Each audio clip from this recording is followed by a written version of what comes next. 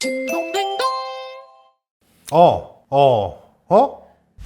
신동댕동 신동입니다. 제가 종종 이잉크 리더기를 소개하고 있죠. 지난번에는 좀 큰 사이즈의 태블릿에서 필기 용도로 사용하는 기기도 소개를 했었습니다. 댓글이나 주변에서 영상 보고 물어보는 질문 중에 대다수가요, 아니 근데 이잉크 그거 사면 정말 책 많이 읽어요? 이런 질문을 정말 많이 합니다. 아무래도 연말이라 선물로, 그리고 본인이 사용할 용도로도 구입을 고민하는 분들이 많을 것 같은데, 제가 정말 가감없이 직접 경험하고 느낀 그대로 이 잉크 리더기에 대한 이야기를 해보도록 하겠습니다. 첫 번째로, 구매 전에 이 잉크 디바이스를 어떻게 사용할지 정해야 됩니다. 우리가 스마트폰이나 태블릿에서 흔히 보던 디스플레이 액정이 아니라 이 잉크 디바이스를 구입하려고 하는 목적은 크게 두 가지가 있겠습니다. 하나는요, 종이 질감 그대로를 느끼면서 독서를 하기 위함입니다.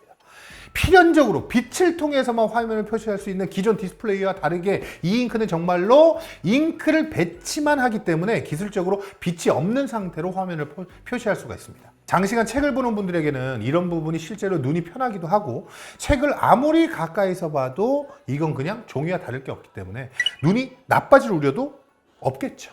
또 다른 하나는요, 종이에 필기를 하는 느낌을 그대로 재현하고 싶어서 구입하는 경우가 되겠습니다.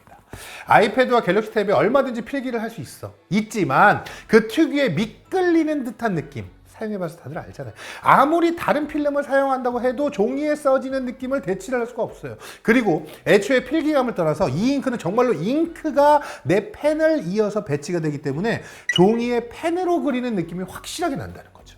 자, 단편적인 예로요, 우리가 뭐 회의 중이나 아니면 뭐 일하기 싫을 때 책상에 메모장과 펜이 있으면 뭐 해요? 그냥 아무거나 동그라미 치고 그림도 그리고 찍찍 긋고, 아이패드와 애플 펜슬의 조합으로는 이렇게 그냥 의미 없는 낙서나 끄적거리는 사람은 진짜 하나도 없을걸? 즉, 아이패드와 애플 펜슬은 펜과 유사한 입력 방식이지 이게 우리가 펜을 통해 겪었던 경험을 재현할 수는 없다, 이 말입니다. 그래서 이 두 목적을 구분하고 우선순위를 정하는 게 좋을 것 같아요. 앞서 용도를 구분했다면 그에 맞는 디바이스를 잘 골라야 됩니다. 첫 번째, 독서의 목적이야? 그러면 휴대성이 최우선이지. 우리가 독서하는데 두 손을 이용해서 계속 들고 있으면서 보는 것은 사실 불가하죠. 또 가방에 넣고 다녀야 하는 사이즈를 우리가 책을 읽고 싶을 때마다 꺼내서 보고 다시 넣고 하는 것도 이게 또 번거로운 일이야. 책을 더 많이 읽고 싶어서 샀어. 언제 어디서든 쉽게 꺼내고 읽고 넣을 수 있는 것이 무조건 첫 번째 조건이라는 거죠.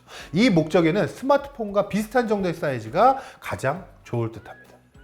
우리는 스마트폰을 상시 휴대하는 것이 이미 큰 부담이 없잖아요.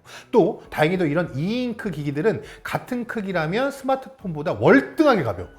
잠깐만, 와, 이게 이렇게 무거워. 그래서 하나 더 주머니에 넣는다고 해서 뭐 스마트폰 2배의 부담? 이건 아니지. 그 정도의 부담은 되지 않습니다. 저는 이 용도로 팔마라는 제품을 사용하고 있는데 이게 그냥 딱 스마트폰 사이즈입니다. 그러면서 보통 국내 전자책 리더기들이 한쪽 베젤이 엄청나게 큰 경우가 많잖아요. 그런데 얘는 군더더기 없이 그냥 동일한 베젤 사이즈를 가지고 있어요. 완벽하게 한 손으로 컨트롤 할 수 있습니다. 그리고 이번에 사용하면서 알게 된 건데, 팔마에서 앱별로 볼륨 키 기능을 설정할 수가 있어요. 이게 리디도 지원이 되고요. 그래서 화면도 터치할 필요 없고 그냥 한 손으로 잡고 볼륨키 까딱까딱 누르면 됩니다. 자, 다음은요, 필기가 목적이다? 이건 그냥 제 지난 리뷰 보시면 됩니다.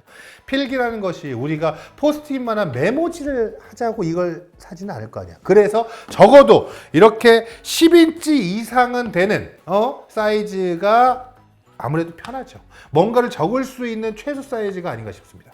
그래서 이 경우는 좀 더 큰 사이즈의 무게가 나가더라도 단단하게 고정도 되고 안정감이 있는 제품을 구매하는 게 더 맞죠.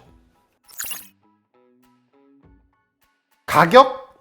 일단 종이로 찍어내는 비용에다가 배송도 해야 되고 여러모로 비용을 줄일 수 있고, 그래서 가격이 대략 20-30% 정도 종이책보다 저렴하거든요. 그런데 이게 좀 애매한 게 충분히 싸다고는 생각이 들지 않습니다. 아니, 이건 그냥 전자책 배포만 하면 되는 건데 적어도 절반은 싸줘도 되는 거 아닌가?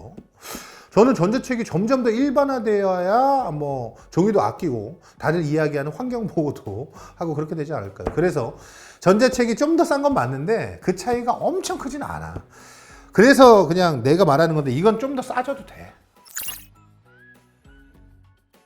자, 그리고 가장 중요한 질문이 있더라고요. 그래서 이 작은 휴대용 2잉크 기기를 갖고 다니면서 책을 더 많이 읽게 되는가? 이 대답은요. 항상 주머니에 이 기기가 있고 이 기기는 오직 책을 읽는 것 말고는 모든 것이 답답합니다. 그래서 뭐 스마트폰으로 인터넷하고 게임하기도 지겹고 지칠 때 그럴 때 꺼내서 책을 읽게 되는 순간이 있는 거죠. 그리고 생각보다 뭐 읽을까? 요새 책은 어떤 것들이 인기가 많은지 베스트셀러 리스트도 보고 분야별로 잘 나가는 책도 보고 하는 게 나름 재미도 있습니다. 그리고 실제로 책을 전부 다 읽지 않더라도 이렇게 최근 책의 트렌드를 알게 되는 것만 해도 저한테는 큰 도움이 되기도 하고요. 그리고 책 볼 때 배경음악 틀어둘 정도의 스피커는 또 있어. 그러니까 음악 틀어두고 보기도 편해요. 문제는 아직도 전자책으로 볼 수 없는 도서가 너무 많아.